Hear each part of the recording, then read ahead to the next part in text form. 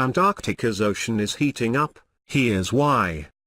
The Southern Ocean around Antarctica is warming at an alarming rate, twice that of the rest of the world's oceans. Now, researchers have developed more powerful evidence pointing to the human causes. Though warming had been observed in the past, there was little historical data to allow scientists to pinpoint the causes with much certainty. In a new study, researchers used climate models, the past observations that did exist and data flowing in from new ocean-going sensors to show how greenhouse gas emissions and the depletion of ozone in the atmosphere have led to both a warming of the Southern Ocean and an increase in its freshwater content. The findings also rule out natural variability as a major source of those changes.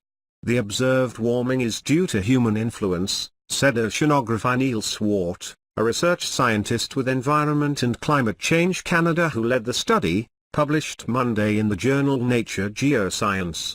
That may have been suspected or proposed before, but this is the evidence that really proves it. Ocean-going floats and climate models. The Southern Ocean is notoriously inhospitable, clogged with ice and home to rough seas and weather. As a result, there weren't many measurements in the past. In 2004, a partnership of 30 countries across the world launched the Argo program to improve what's known about the world's oceans, and now there are close to 4,000 programmable floats collecting data in the oceans worldwide.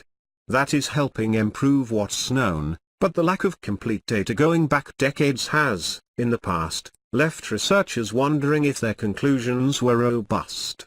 For this study, Swart and his colleagues used data collected in the Southern Ocean from 1950 onward, which showed the pattern of warming and freshening. Then they turned to computer models to try to replicate the cause. We sampled the model just the way the ships sampled the ocean so we could compare them, explained Sarah Gill, a physical oceanographer at Scripps Institution of Oceanography and a co-author of the paper. So if a ship had taken a sample at a specific latitude and longitude on a certain date, the researchers could sample the model at the same location during the same month and year. Within the model, they were then able to turn off and on different influences, like natural variability, from solar radiation and volcanoes, the emissions of aerosols, greenhouse gas emissions and ozone depletion. When they looked at natural variability and aerosol emissions, neither affected warming or freshening enough to explain what had been observed. But greenhouse gas emissions and ozone depletion did. Because of global action under the Montreal Protocol, through which the world in 1987 committed to stop producing ozone-depleting substances that had been used in such products as refrigerants and aerosol sprays, it's expected that the role of ozone depletion will shrink. That action, the Montreal Protocol, is often put forward as an example of, hey, as a society we can tackle these problems as they come up, Swart said. The role that ozone depletion is playing in warming the Southern Ocean is far less than the role of greenhouse gas emissions, though, and so far, those emissions have been a stickier problem to fix. That signal of greenhouse gas emissions is just going to continue on intensifying as long as we keep emitting more and more, Swart said. What's causing the freshwater increase? The study also suggested that most of the increasing freshwater content in the oceans is coming from precipitation, rather than melting ice from Antarctica. Cecilia Bitts, a sea ice and climate scientist at the University of Washington who was not involved in the study, said she found the study's observations about the increased freshening particularly interesting. According to their study, an increase in runoff of meltwater from Antarctica is not needed to explain the decrease in salinity in the upper ocean when considering the linear changes over the last 70 years, she said.